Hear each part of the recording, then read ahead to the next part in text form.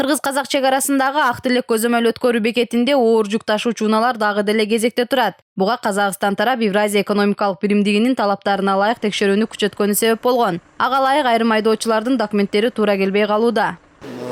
Төрт иш ошо отстой боюнча анан перегруз менен перегруздарды жүктөбөш үчүн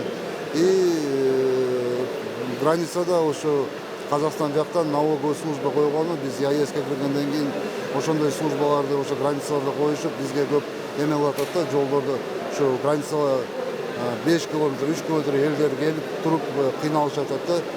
Айдоочулардын экинчи өлкөгө өтө албай күндөп-түндөп кезекте турганы аларга чыгаш алып келүүдө. Эми мамлекет бул маселени карап чечип берсе деген үмүттө.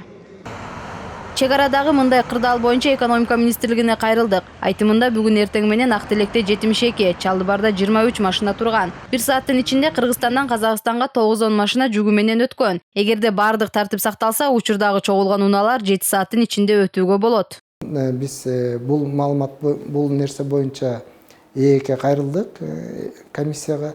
Комиссия азыркы учурда карап атат. Бул биз биринчи күнү жөнөткөнбүз 2 күн мурун.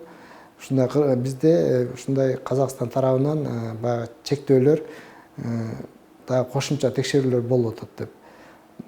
Анан азыр ушул боюнча чара көрүп жатабыз да.